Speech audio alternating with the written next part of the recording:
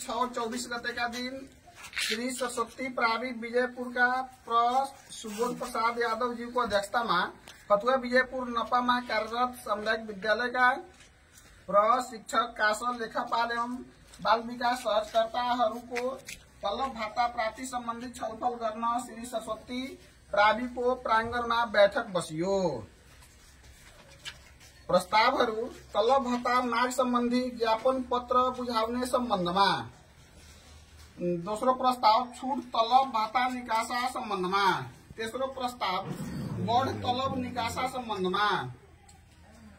निर्णयहरू प्रस्ताव नम्बर 1 माथि छलफल गर्दा हिन्दूहरूको महान पर्व बडा दशैं बितिसकेको र शुभ दीपावली तथा छठ पर्व नजदीकिँदै गएको तथा 2082 साउनदेखि असोजसम्म चाड पर्व खर्च समेतको तलब भाता हालसम्म निकासा भइ नसकेको हुनाले यस फतुहा विजयपुर नपाका सामुदायिक विद्यालयहरूमा कार्यरत शिक्षक कर्मचारी लेखापाल बाल विकास शिक्षण सहयोग अनुदान कोटा समेतमा कार्यरत कर्मचारीहरू पूर्ण मर्कामा परेको हुनाले 2082 6-26 गते आइतबार पालिकामा ज्ञापन पत्र बुझाउने, 2082 6-28 गते मंगलबारसम्म यथाशीघ्र तलब भाता निकासा नभए 2082 6-29 गते बुधबारदेखि अनिश्चितकालीन विद्यालय बन्द गर्ने निर्णय सर्वसम्मतिबाट पारित गरियो।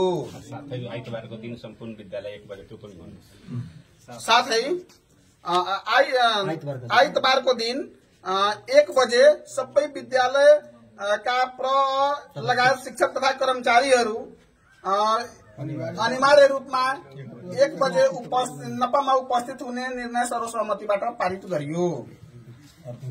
प्रस्ताव नम्बर 2 माथि छलफल गर्दा यस फतुहा विजयपुर नपाको पालिका भित्र सामुदायिक विद्यालयमा कार्यरत केही शिक्षक तथा कर्मचारीहरूले पछिल्ला आर्थिक वर्षको तलब भाता नपाएकोले यथाशीघ्र र बाल विकासका कर्मचारीहरूलाई संघीय तलब भातामा पालिकाले दिनुपर्ने रु 7,000 थपी यथाशीघ्र तलब भाता निकासा गरिनुपर्ने निर्णय सर्वसम्मतिबाट पारित गरियो।